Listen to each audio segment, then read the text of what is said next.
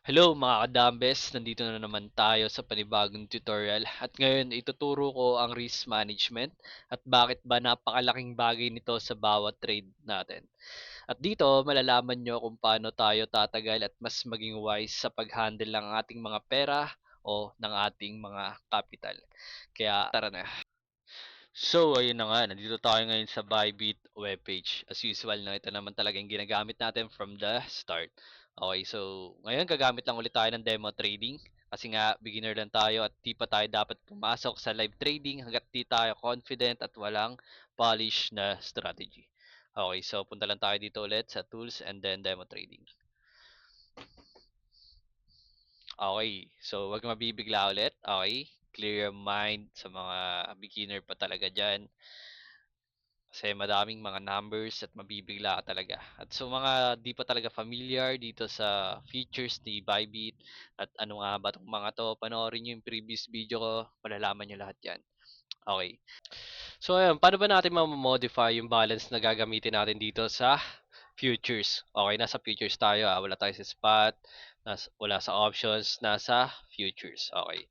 So paano ba natin ma-modify to? So yung current balance ko is 75. Okay. Oh, what if Kuya Dambes gusto ko taasan or babaan tong balance na to? What if gusto ko pag-practicean yung amount na i-deposit ko in the future? Like, in the future, gusto ko mag-deposit ng 2,000. Like, gusto ko siya practicein ngayon dito sa demo trading. O, ganito lang yan, guys. Punta kayo sa asset, unified trading account.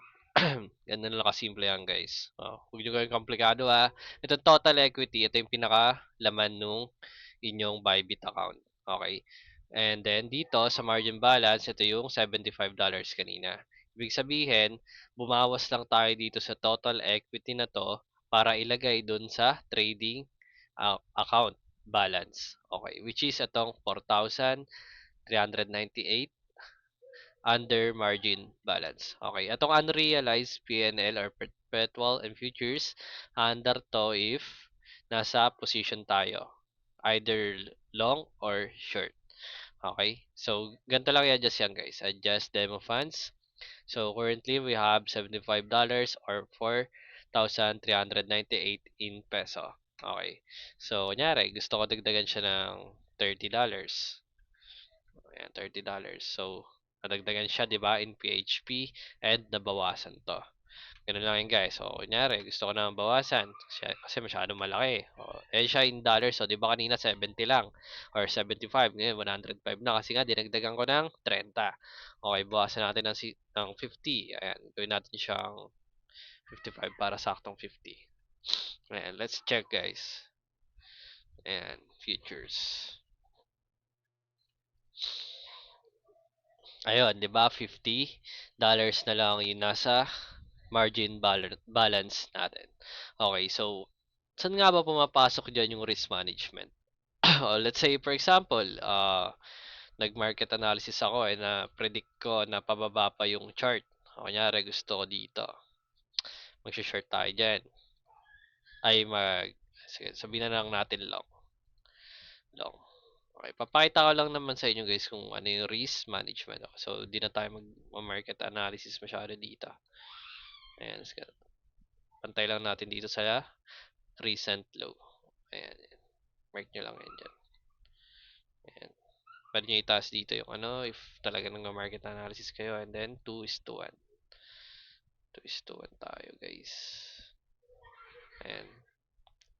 Pag magte-trade kayo guys, laging 2 is to 1. Dapat yung risk-reward ratio nyo. Okay? Ibig sabihin ng 2 is to 1 is twice nung risk nyo yung dapat mapapanalunan nyo. Okay? Huwag kayo magte-trade ng 50-50 lang. Okay? Kailangan twice lagi. Okay? Mag-stick kayo doon. Huwag nyong babago-baguhin. Huwag kayong gaganyan-ganyan. Huwag kayong mag-early out. Lagi nyo tatapusin yung 2 is to 1 na yan. Okay? Makinig na lang kayo guys. Ayan. So, lock nyo lang yan. Ayan, so dito ilalagay natin sa limit yung mga dapat ilagay. Okay, dito sa position natin which is yung gitna, dito lang yan sa tapat. Itong 100, itong puti yung puti 111, 645. 645. And then yung value, mamaya yan. Kasi diyan pumapasok yung risk management na gagamitin natin dito para sa ating capital na $50. Okay? So, bakit nga ba napaka-importante ng risk management? Kasi yan yung magdidikta kung gaano ka katagal o gaano ka tatagal dito sa trading industry. Kasi napakahirap ng pagte-trade pag wala kang risk management. Masusunog ka. Sinasabi ko sa'yo, masusunog ka. Kaya dapat, lagi kang may plan, may risk management ka, at may disiplina ka. Okay? So, ganito lang yan guys. Okay, nalagay na natin yung entry price natin. So, dito sa take profit muna tayo, no? 113, 13102. And then, yung sa stop loss natin, 1110, 10,915. So, sa mga di pa nakakaalam paano mag-limit order at kung ano nga ba yung take profit at stop loss ng detailed, no? Panoorin nyo yung mga previous video ko na ginawa about dito. Okay? Doon malalaman nyo paano ba mag-trade gamit ang limit, market, conditional, and etc. Okay? Ayan, nawala tuloy. Ay, hindi. Naka-entry pa. 645. Andun pa yung entry natin. Yung stop loss yung nawala. Saka yung take profit. 102, 1110, 915. Ayan. So, yan. Wag nyo muna i-short or long kasi wala pa rin naman tayong value. Yung iba ginagaganto lang yan guys. Oh. Yan. Tinetrade nilang ganyan tapos 100 times leverage kasi gusto nila malaki agad yung kita. Tingnan nyo gaano kalaki agad pag pinush ko to. Kunyari, nanalo to, $61 agad kikitain nila. And pag natalo, $28 plus yung trading fee. Okay. Mamaya yung trading fee, explain ko yan ng detail sa inyo at kung paano nakaka-effect ito sa pag-position natin at sa capital natin. Kasi malakas mga inyang mga trading fee na yan. Kaya pag di nyo alam, mas malaki pa yung matatalo nyo dito sa expected loss. Lalo na naka-leverage kayo ng 100 times, which is mas malaki yung nagiging capital nyo, which is lumalaki yung percentage ng trading fee. Okay? Naintindihan ba? May explain ko yan ng detail, kaya sumunod lang, okay? So, yan, wag nyo gagawin yan guys ha. Wag. Okay, so i-back to zero muna natin and then yung leverage nyo, times 1 nyo muna. Okay, so ito kakalkulahin natin to o kumbaga kukwentahin natin kung magkano ba dapat yung i-risk natin. Okay? Or yung value dito sa limit order. So, ganito lang yun guys. Ito personal ko itong ginagawa, ituturo ko sa inyo. At itong CPS.cx, ito yung pinaka-calculator ko. Kasi, hindi ko siya kaya kwentahin ng mano-mano. Siyempre, medyo mahina ako sa math eh. Kaya nag-ano ako ng calculator. Nag-search ako ng calculator na talagang popular sa pagkwenta ng crypto position size calculator nga eh. So, ayun, dito sa account balance, ito yung pinaka-capital natin, yung risk. Ito kung ilang percent yung risk na i-risk natin per position or per trade. Okay? So, ang recommended lang guys na i-risk is 1% or 2% ng ating capital in order na magtagal tayo sa pag-trade. Okay? So, ganun lang guys, be discipline. Kailangan 1% to 2% lang per trade. Kunyari, if may 10,000 ka sa ah, may 10,000 ka sa account mo, ang i-risk mo lang ay 100 or 100 pesos. Okay? So, kailangan 1% lang yan or 2%. Okay? Kung may 10,000 ka, risk mo 200 pesos or 100 pesos. Kasi nga, stick tayo sa 1% to 2%. Okay, hanggang mapataas mo yung capital mo. Ayan, kunyari, nag-work ka, patuloy kang nag invest or nagde-deposit dun sa trading balance mo or sa margin balance mo, nilalagay mo dito sa Bybit. Like, tumaas siya ng, yung 10K mo, naging 100K na. So, yung 1% ng 100K mo is 1,000 na, inire-risk mo. Naintindihan nyo ba guys yung logic? Ibig sabihin, the more capital you have, mas tumataas rin yung risk. And mas tumataas yung reward natin or yung take profit natin na pwedeng matanggap. Gets nyo ba? Kaya yung mga trader na malalaki ang capital, mas malaki yung kinikita. Okay? And then, pag wala ka namang risk management or hindi ka nag-i-stick sa 1 to 2%, mas mataas yung chance na matalo ka at mas mataas yung chance na bumaba agad yung capital mo at bumaba rin yung pag-gain mong take profit. And hanggang masunog na lang yung account mo. Okay? So, naintindihan ba? Kaya mag-stick lang tayo sa 1 to 2% per trade. Kahit i-search nyo pa guys, yan yung pinaka-recommended. Marami silang calculation na ginagawa dyan. And for beginners, recommended talaga to para mas marami yung space natin for improvement. Even though matalo tayo, di ba? At least, konting amount lang, piso-piso lang yung or 20-20 lang yung natatalo natin. At least natututo tayo every trade and mas lumalawak yung kaisipan natin kung bakit tayo natatalo at nananalo. Okay? So, yun lang. Okay, ano ba account balance natin? Is 50. Ayan, copy nyo lang to guys, yung margin balance. And then, paste nyo dito sa account balance. And then, yung risk nga natin, sabi ko 1 or 2% lang. So, risk tayo ng 2. Okay, so entry price. Entry price guys, ito yung entry position natin dito sa price. Okay, copy nyo lang din. Yan. And then, stop loss. Ito, stop loss natin, copy lang. Yan. Mas maganda guys, dalawa monitor nyo, di ba? Para hindi na kayo switch ng tab. Okay? So, kaya yung ibang trader, marami silang monitor kasi gusto nila na monitor yung iba't ibang coin eh nakakapag-calculator sila. Ganun. Okay, sa trading fee, ito yung entry fee, stop fee, yan yung mga trading fee na tinatawag. Okay, sa Bybit may trading fee tayo. Okay, explain ko sa inyo yan guys. Ito, punta tayo dito sa Bybit trading fee. Ayan. So, dito nakalagay na dito no sa AI, pero tingnan natin siya in detail. Dito kasi maglalagin pa ako, makikita yung account ko guys. So, image dito, ito. Ito, accurate naman to guys. Awan ko kung updated to eh. Wait lang guys ha. Post ko yung video then, ayan, pakita ko sa inyo yung updated. Wait. So, ayun guys, nakita ko na kung magkaano yung trading fees na binabayad natin every position na gagawin natin. Okay, so ito yun guys. Nasa na yan? Ito. Dito na lang kasi nasa AI naman. Updated naman to. Okay. So, ito, meron tayong taker and maker. Nasa futures tayo kasi nasa futures trading tayo. Wala tayo sa spot, wala tayo sa options. Options, nasa futures tayo. Okay. So, dito tayo titingin. Okay, dito. So, ang taker, ibig sabihin yan, yan yung market. Okay, market. Ibig sabihin ng market, once na nag-long ka or short, in position ka na kagad. In position na, ibig sabihin, wala ka nang aantayin. Okay? Hindi mo na aantayin bumaba yung price or tumaas yung price dyan sa like limit order. Ito, on the spot entry ka na. Okay. So, ang trading fee dyan sa market is mataas, no?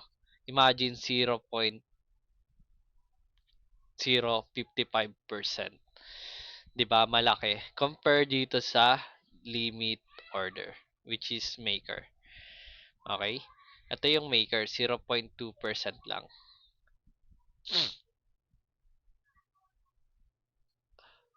0.2% lang siya, guys, which is not. So, ayun. Yun nga, 'di ba? So, etong maker na nakikita nyo dito, yan yung limit order.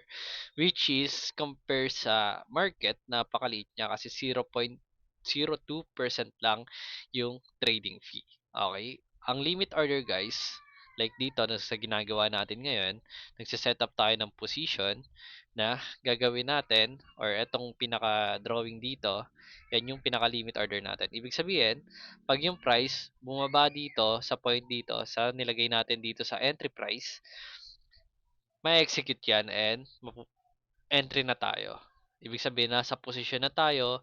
It's either wait na lang natin, tumaas yung price or matalo tayo dito pag bumaba. yung price. Pag lumagpas dito sa stop loss. Ayan, panalo naman pag lumagpas dito sa green. Okay. Tatandaan, once na bumaba yung price, ma-hit yung entry price natin na in-execute after limit order, na entry na tayo. Okay? So, yun lang na pinagkaiba guys ng maker and taker sa market. Okay?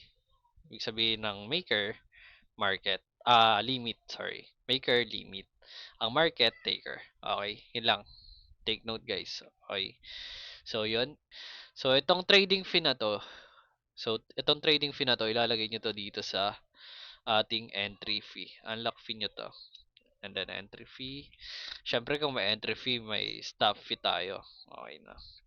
Kumbaga, after matapos yung trade natin, may fee pa yon. May another fee pa. So, ito ay kakalculate na natin. Ayun. You are bullish, 'di ba? Na-identify niya agad kung bullish tayo. Ibig sabihin long, o 'di ba? Ma-identify niya rin 'yan depende sa ating entry price and syempre sa stop loss. Syempre sa entry price saka stop loss, syempre nagkakaroon ng um, calculation 'yan si calculator, no? Kasi nga calculator siya. Na-identify niya if short or long tayo. So you are bullish. So yun no. Ganun lang naman guys. Tas ilagay nyo na to dito sa position size USD. Position size USD hindi itong position size crypto. Alright? Ayan lang guys. Isa 146.36. So, pag ganito, mas mataas yung position sa ating capital. 'Di ba 50 lang meron tayo. 50 lang. 146 to. Anong gagawin? Dito pumapasok yung leverage. Ibig sabihin niya, minumultiply yung balance natin. Okay? So, times 3, okay na yan. 'Di ba? 48 lang. 48 lang yung kailangan na ibawas sa ating margin balance in order to fulfill this value. Okay? So, nawala yung TP natin saka stop loss. Lagay ulit natin is 113.102, stop loss 1110, non-15. Okay? And then nasa na ba yung entry price ba natin tama? Mali. So, lagay natin diyan 645. Ayun na. So, yan, pwede na natin na-execute yan or i-limit order. So, let's go. Ayan na. So, yun guys, antayin na lang natin mahit to ng limit order once na magkaroon ng pullback etong candlestick. Okay, once na mahit yan, entry na tayo. And then, wait na lang tayo after a few hours or days. No? Hours lang to kasi 5 minutes time frame lang naman eh. So, yun lang naman. May kailangan pa ba ako ituro sa risk management? Basta yun, lagi nyo tatandaan 1% to 2% per trade lang. And I hope natutunan nyo para mag-calculate no, ng balance or ng account balance nyo. Kung magkano lang yung i-risk nyo or ilang percentage lang nung capital nyo i-risk nyo. And yung trading fee, napakahalaga niyan. Lagi nyo tatandaan yung trading fee. Search nyo lang dito, may lalabas naman sa AI. Basta ilagay nyo lang yung sa broker nyo or yung web page na pinagtitradean nyo. Broker tawag dito guys, sa Bybit, sa Binance, sa OKX, broker ang tawag sa kanila. Okay? So yan, makikita nyo naman dyan. Basta importante, alam nyo rin tong perpetual and future contracts. Ibig sabihin, nandito kayo sa futures. And if sa spot, iba rin yan. Sa options, iba yan. Kaya, tatandaan nyo lang. Okay? Ano pa ba? Ano pa ba? Sa market, ayoko na i-demonstrate to. Ayoko ituro sa inyo yung market kasi napakalaki ng trading fee dyan. Di recommended sa beginner. Basta ang tatandaan nyo dyan, mas dyan nag-click kayo dyan ng short or long, dito na kayo. Okay, naka-entry na kayo. Wala na kayong antayin kagaya ng limit order na antayin mo pang mag-pullback. Okay? Limit order talaga guys. So, yun lang naman. So, I hope may natutunan kayong lahat. And if you like this video, please subscribe. And if you have a few more questions, uh, just comment below and I will try to answer that as soon as possible. Okay? Uh, I hope you guys the best into trading, and I hope mas matuto pa kayo sa akin, no? Nagawa pa ako ng another videos tutorial about siguro kung mas kumpleto kasi may mga nakalimutan pa yata ako eh. Ewan ko eh. Basta yun, personally ko kasi ginagawa to guys. Personally ko ginagawa tong ah risk management na to. Kasi yun yung natutunan ko. Okay? Which is, eto, mas pinadali siya. Okay? Kung sa iba kayo titingin ng risk management, like magsi-search kayo sa YouTube ng risk management, mahirapan kayo tumingin. Oo, sinasabi lang nila ano, 1% to 2% per trade. Pero di nila ipapakita lahat, pati yung sa calculator. Okay? So yun guys, see you guys in next video. Thank you.